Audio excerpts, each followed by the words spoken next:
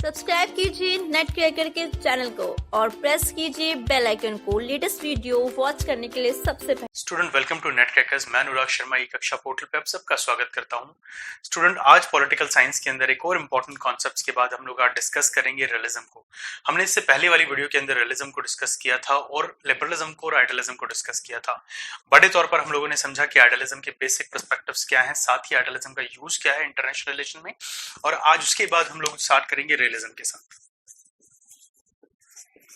Student जब भी हम लोग रियलिज्म की बात करते हैं तो रियलिज्म अपने साथ बहुत सारी चीजें जुड़ता है। यथार्थवाद का सिद्धांत कहता है कि जो सामने है वही सत्य है, रियल। ठीक है, भले ही आप लोग किसी भी चिंतक की बात करें, थ्यूसिडाइडस की अगर हम बात करें उस समय में, हैंस मॉर्गन्थो की हम लोग बात करें, रेमंड आयरन की अगर हम लोग बात करें, रोजो की हम बात करें, ये वो सारे थिंकर हैं जिन्होंने समय समय पे अपने कंट्रीब्यूशन दिए अपनी किताबों के द्वारा, अपनी राइटिंग्स के द्वारा, और उनके कंट्रीब्यूशन रियलिस्ट आइडिया में एक बड़े तौर पर हमारे सामने आए। थॉमस हॉब्स और मैकियावेली इकलौते ऐसे थिंकर नहीं है अपने समय में जो रियलिस्ट आइडियाज को लेके जाने गए। उनसे पहले भी बहुत सारे ऐसे थिंकर आए जिनके रियलिस्ट आइडियाज ने समाज में बदलाव लाने का काम किया। परंतु रियलिज्म भी स्टेट की तरह अपना एक मॉडल रखता है और इस मॉडल को मैं आप सबके सामने रखता हूं, दैट इज स्टेट। राज्य की बात होगी, राज्य की बात आएगी शक्ति की, पावर की। पावर के बाद जब बेसिकली आप किसी भी स्टेट की अगर आप बात करें तो state always seeking power.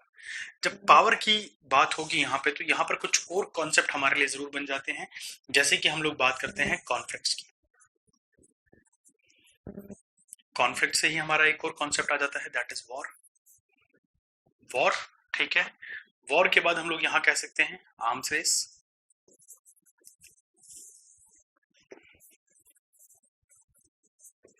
Anarchy and peace. देखिए, अब इसको समझने का तरीका क्या है सही ढंग से, मैं उसको आपको बताता हूं। अगर बात करें रियलिस्ट थिंकर की तो हम सबसे पहले 406 बीसी से लेके 431 बीसी के बीच में पेलोफिनिशियन वॉर नाम की एक किताब लिखी गई थी जिसको लिखा था थ्यूसिडाइडस ने।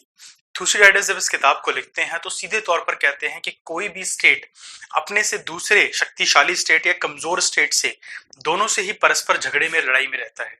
और उसकी एक बड़ी वजह यह है कि हर राज्य क्या चाहता है, शक्ति चाहता है। क्या चाहता है? शक्ति, पावर। और ये कैसी होनी चाहिए? मैक्सिमम होनी चाहिए। देखिए, पावर का सिद्धांत बहुत सिंपल सा है, आप इसको आज किसी भी फॉर्म में ले सकते हैं।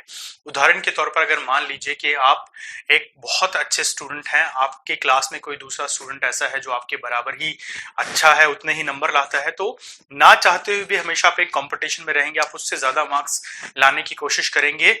और ये मार्क्स लाने की जो एक होड़ है उसको हैंस मॉर्गन्थ्यू कहते हैं ह्यूमन नेचर। ह्यूमन नेचर हमेशा डोमिनेट करना चाहता है हर चीज को, चाहे वो जहां पे भी हो। बचपन में आप स्कूल में अच्छे मार्क्स लाना चाहते थे, फिर कॉलेज में भी आप चाहते हैं कि सबसे अच्छे मार्क्स आप लेके आए, गोल्ड मेडलिस्ट बने। उसके बाद जब अपने प्रोफेशन में आते हैं तो वहां पे भी आप बेस्ट होना चाहते हैं। ठीक है, हर एक लाइफ के स्फेयर में आप बेस्ट ही होना चाहते हैं, एक्सट्रीमिटी लेके आना चाहते हैं। या कोई ऐसा व्यक्ति है जो कहे कि भैया मुझे बहुत साधारण जिंदगी जीनी है, मुझे कोई फर्क नहीं पड़ता कोई कितनी भी तरक्की करे, मैं तो सिर्फ ऐसे ही जीना चाहता हूं। नहीं, पावर, ज्यादा से ज्यादा पावर, जो आज है उससे कुछ बड़ा हो, कल उससे भी ज्यादा बड़ा हो, ये पावर सीकिंग का जो नेचर है वो हमारे अंदर इनहेरिटेड होता है, हमारे ह्यूमन नेचर का एक पार्ट होता है। हैंस मॉर्गन्थो इसको कहते हैं, थॉमस हॉब्स इसको कहेंगे बड़े तौर पर। तो आप पावर की डिमांड होगी, चाहे स्टेट का साइज कुछ भी हो, वो हमेशा ज्यादा से ज्यादा शक्ति लाना चाहता है। जब कोई भी राज्य शक्ति लाने की कोशिश करेगा तो उसके कॉन्फ्लिक्ट स्टार्ट हो जाएंगे। किसके साथ? उसके पड़ोसी देशों के साथ। पड़ोसी देशों के साथ कॉन्फ्लिक्ट्स होंगे तो कुछ कॉन्फ्लिक्ट्स वॉर में कन्वर्ट हो जाएंगे, युद्ध होंगे बड़े तौर पर।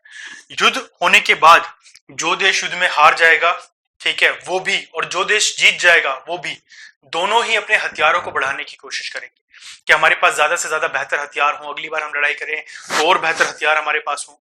और ये भी समझना जरूरी है कि जब युद्ध होगा तो दोनों देश जो हैं अब परस्पर में दुश्मन बन चुके हैं एक दूसरे के, तो दोनों ही हथियारों की होड़ में पड़ जाएंगे। ठीक है, तो ये हथियारों की जो होड़ है एनार्कियल सिचुएशन एक क्रिएट कर देगी समाज के अंदर। और जब एनार्की इतनी ज्यादा बढ़ जाएगी, इतनी ज्यादा बढ़ जाएगी कि इंटरफेयर करना पड़ेगा बाकी जो इंटरनेशनल ऑर्गेनाइजेशन है या बाकी जो स्टेट एक्टर्स हैं उनको, तब क्या होगा? पीस हमारे सामने आएगा, इंटरनेशनल ऑर्गेनाइजेशन हमारे सामने आएंगी। ठीक है, तो एक तरह से पूरा का पूरा जो चक्र है ये एज इट इज चलता रहेगा कंटिन्यूसली। हम इसको कुछ इस तरह समझ सकते हैं, यहां से यहां, यहां से यहां, इधर इधर, यहां पर और इधर। तो अल्टीमेटली होगा क्या? रियलिस्ट थिंकर कहते हैं कि आप कुछ भी कर लीजिए, एक बार जब आप पीस को क्रिएट कर देंगे तो ये पीस स्टेबल नहीं रहेगा, क्योंकि हर देश दूसरे से ज्यादा ताकतवर होना चाहता है। देखिए हम पाकिस्तान और भारत का उदाहरण लेते हैं। 48 की लड़ाई हुई, ठीक है। सबसे पहले 1947 में आजाद हो गए दोनों देश, अंग्रेजों से मुक्त हो गए, पाकिस्तान बन गया, भारत बन गया। अब कोई झगड़ा नहीं था, कश्मीर को लेकर झगड़ा हुआ, 1948 की वॉर हो गई। उसके बाद सब पीसफुल चल रहा था, कोई लेना देना नहीं। 1965 में पाकिस्तान ने फिर भारत पर अटैक कर दिया, ठीक है। फिर पाकिस्तान हार गया, फिर 71 में फिर अटैक हुआ, ठीक है, फिर पाकिस्तान हार गया।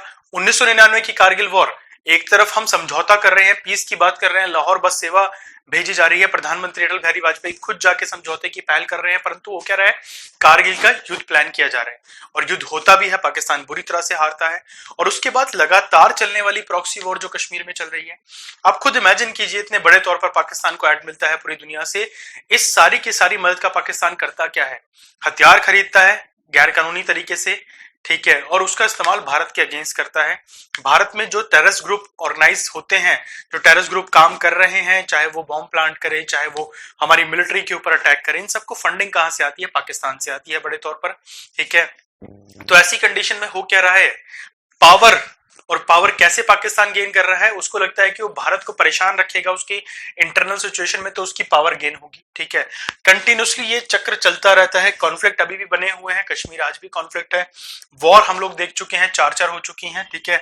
आर्म्स रेस की अगर मैं बात करूं तो आप जानते हैं कि एशिया के अंदर भारत और पाकिस्तान दोनों ही ऐसे देश हैं जो बड़े तौर पर हथियार खरीदते हैं। एनआरकी की सिचुएशन ऐसी है कि हम नहीं जानते कि कब युद्ध स्टार्ट हो जाए। कारगिल की लड़ाई में तो ये हुआ भी था। ऐसा कहा जाता है कि बिल क्लिंटन ने उस समय नवाज शरीफ को बुलाया और बोला कि आपकी आर्मी क्या कर रही है, तो न्यूक्लियर बॉम्ब लेके बैठे हैं दोनों के दोनों देश, अगर एक दूसरे पर अटैक कर दिया तो क्या होगा, पूरी दुनिया तबाह हो जाएगी इस समय तो, अगर न्यूक्लियर अटैक होता है तो। और ऐसा भी नहीं है ना कि आप भारत पे ही बम मारेंगे और भारत आप पे ही मारेगा, हो सकता है कि कुछ और इन्वॉल्वमेंट भी हो। एनआरकी सिचुएशन, इस एनआरकी के बाद क्या होता है, पीस ट्रीटीज होती हैं, आगरा सम्मेलन होता है, बहुत सारी चीजें होती हैं कि भैया मुद्दा शांत करो, और मुद्दा शांत हो जाता है, परंतु फिर क्या होता है, दोबारा सेम हमारा चक्र चल जाता है। तो रियलिस्ट कहते हैं कि भैया ह्यूमन नेचर युद्ध करने का है, लड़ाई करने का है, पीसफुली बैठना नहीं है, ठीक है। हमें थॉमस हॉब्स के वो विचार याद आते हैं जब वो कहते हैं humans are greedy, poor, nasty, brutal, ठीक है, सेल्फिश, ठीक है, सेल्फ कॉन्सेंट्रिक, इस तरह के वर्ड जो है इस्तेमाल करते हैं वो ह्यूमंस के लिए, इंसानों के लिए। तो यहाँ पूरे इस चक्र में हमें वही सारी बातें, वही सारी वजहें नजर आती हैं बड़े तौर पर। तो ये रियलिस्ट का एक मानना ये है कि आप कुछ भी कर लीजिए, इंटरनेशनल रिलेशंस के अंदर कुछ भी सही नहीं हो सकता। ऐसा कोई समय नहीं आएगा जब हर देश पीस के साथ रहे, शांति के साथ रहे, लड़ाई झगड़े सब खत्म हो जाए, ऐसा करना नामुमकिन है। स्टूडेंट, यहाँ पर कुछ पॉइंट्स के ऊपर जब हम फोकस कर रहे हैं तो हमने बात की क्लासिकल्स की। क्लासिकल रियलिस्ट की अगर हम बात करें, बेसिकली हम रियलिज्म के हिस्से बनाते हैं, हम इसको इस तरह से लेते हैं रियलिज्म, ठीक है। अब इससे हिस्से जो निकले, बेसिकली ये वाला जो हिस्सा था that is a classical realist, और यहाँ है न्यू रियलिस्ट। इसी को आप लोग स्ट्रक्चरल या कंटेम्पररी रियलिज्म के तौर पर जानते हैं। अगर हम इन थ्योरीज की बात करें, बेसिकली हम इस न्यू फॉर्म ऑफ रियलिज्म की बात करें, तो आगे चल के हमने इसको भी 3 हिस्सों में बांट दिया, 3 ग्रुप्स में बांट दिया, ग्रुप 1, ग्रुप 2, ग्रुप 3। ग्रुप 1 जो आया, बेसिकली वो रियलिस्ट थे जो रियलिज्म के लिए और रियलिज्म के पर्सपेक्टिव्स के लिए ये बोलते रहे कि न्यू फॉर्म जो है, न्यू ऑर्डर जो है रियलिज्म का, बेसिकली ये रियलिज्म का ऑर्डर जो है ये पुराने इस फॉर्म को ही फॉलो करे। तो हम कह सकते हैं कि नियो क्लासिकल्स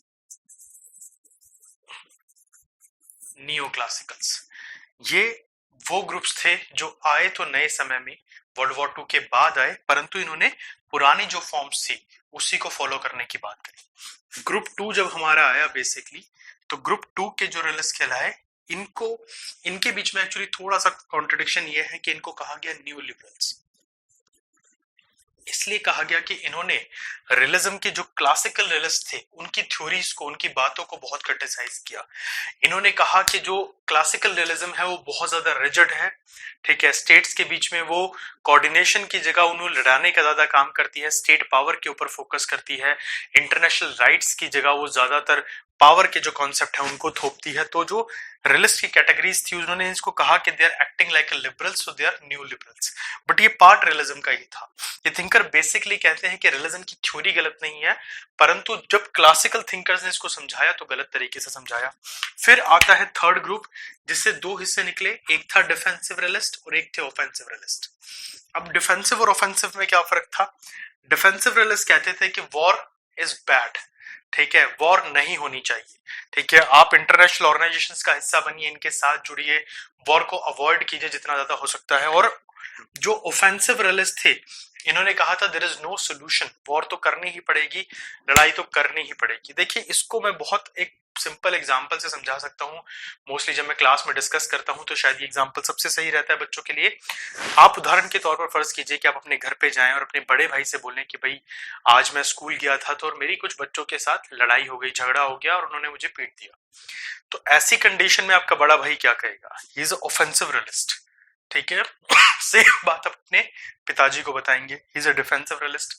रियलिस्ट दोनों है, बट एक ऑफेंसिव है, एक डिफेंसिव है। पिताजी कहेंगे कि बेटे लड़ाई झगड़ा बुरी बात है, आपकी लड़ाई हो गई थी, आप लड़के आए हो, कोई नहीं होता, आगे से ऐसा मत करना, बिकॉज इसके कॉन्सिक्वेंसेस खराब हो सकते हैं, आपको स्कूल से निकाला जा सकता है, हो सकता है कि कहीं बाहर झगड़ा हो और आपको चोट लग जाए या सामने वाले बच्चे को चोट लग जाए, तो ऐसा मत कीजिए, ठीक है। हाँ, अपना बचाव करना आपकी जरूरत है, वो आपने किया, that's okay. But offensive realist आपके भाई साहब हैं, तो वो क्या कहेंगे कि चलो चल के देखते हैं, चल के लड़ाई करते हैं। तो ये कहते हैं there is no other solution. ये क्या बोलेंगे? उनको जाके ऐसा पीटेंगे कि दोबारा तो मेरे को हाथ लगाने की हिम्मत ना करे। तो इस तरह से रियलिस्ट की दो कैटेगरी अलग अलग यहाँ पर बन जाती है। तो आज की इस वीडियो में हम लोगों ने रियलिज्म की इन्हीं कैटेगरीज की बात की, साथ ही वो थिंकर्स जो यहाँ रहे, इंपॉर्टेंट कॉन्ट्रीब्यूशन जो रहे। आई विश कि ये डायग्रामेटिक व्यू प्लस जो मैंने समझाया वो सब आपको बहुत अच्छे से कवर अप हो गया होगा, और यहाँ पे कोई भी डाउट होता है तो डेफिनेटली आप उससे डिस्कस कीजिए। Thank you so much.